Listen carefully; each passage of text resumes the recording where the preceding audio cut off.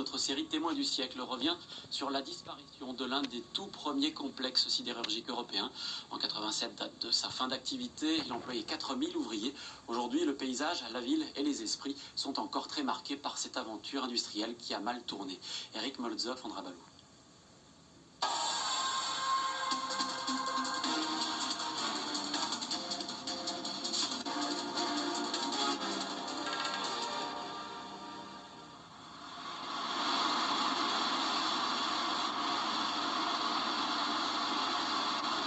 L'usine de Rayon appartient à une très grosse société métallurgique qui a pour nom Coterie Louvret Providence.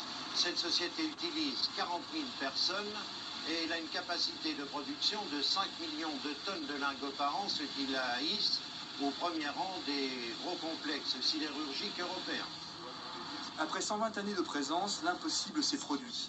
L'usine de la Providence à Rayon a disparu, laissant en lieu et place un immense terrain vague où traînent encore quelques bouts de ferraille et des lambeaux de souvenirs.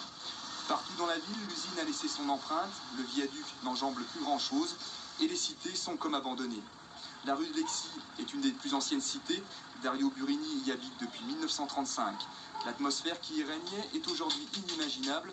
Côté rue, c'était le balai incessant des camions et des cars ouvriers. Côté jardin, seule la chière séparait les habitants de l'usine.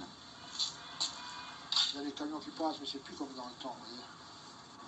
Alors, dans le temps, il y avait les camions, il y avait l'usine la scierie qui crachait la chaux. Les voitures étaient toutes blanches, la poussière allait au fourneau, le gaz. De toute manière, je me rappelle quand on revenait de vacances, en descendant la côte du Ratentou, là. On prenait la côte du Ratentou, on sentait l'odeur de gaz, déjà là. Pourtant, pour les gens qui n'étaient pas habitués du coin, c'était quand même assez terrible de pouvoir vivre dans cette cité. Ah oui, ça il faut être habitué, hein. Ça, il faut être né pour ainsi dire. C'est comme les mineurs, hein. Pareil. Hein. Autre lieu de la mémoire ouvrière, les cafés où le sidérurgiste, après sa tournée, venait chasser la poussière accumulée au fond de sa gorge. À la grande époque, il y en avait 25 à Rayon avec les cantines. Aujourd'hui, le bar du coin, dernier escapé, recueille les confidences des retraités. Ici revivent les moments tragiques annoncés par la voix sinistre du gueulard. Tous ont en mémoire le terrible accident du 26 février 55. Ce jour-là, une poche pleine de fonte en fusion se renverse sur une équipe d'ouvriers.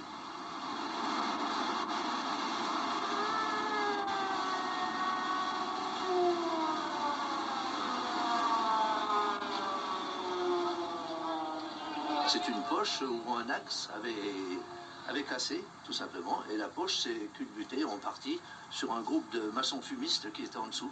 Alors un est resté dans la fonte, et les autres sont décédés dans... Le dernier, c'est celui qui a le plus souffert, il est décédé 17 jours après. C'était terrible. Hein. Alors... c'est un accident qui a marqué la mémoire des sidérurgistes. Je pense que... je crois quand même que ça devait être le plus... où il y a eu accident, où il y a eu le plus de morts dans la sidérurgie, parce que cette mort, c'était quand même quelque chose qui frappe. Aujourd'hui, la mémoire des lieux survit intacte dans la tête des anciens sidérurgistes. Ils revoient l'emplacement exact de chaque installation au milieu des herbes folles, dominées par le vieux dépôt de crasse. Une des blessures affectives les plus vives reste celle de l'annonce du licenciement. Maurice Minotti, gravement blessé au montage du train de 720, a fait partie des premiers licenciés. Il n'a toujours pas digéré son éviction sans ménagement au bout de 30 ans de service. Ce qui m'a fait mal, c'est qu'au moment de notre dispositif d'activité, la veille, les handicapés du service Feuillard où j'étais, on nous a prévenu, bon, écoutez, demain à 2h, c'est terminé, vous ne reviendrez plus à l'usine. Alors ça nous a fait mal, les handicapés. Et c'était le premier service à l'usine qui était touché. Alors en tant qu'handicapé, évidemment, nous prévenir la veille, je pense que c'était pas trop humain. Vous pensez qu'il n'y a pas eu de reconnaissance par rapport aux années que vous avez données pour la sidérurgie? Non, là, pour moi, on nous a mis à la porte, on n'est pas le propre.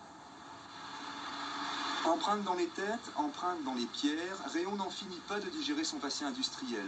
Pourtant, 12 ans après la fermeture de l'usine, les anciens en parlent avec un certain détachement, comme d'une mère nourricière qui aurait failli à ses obligations.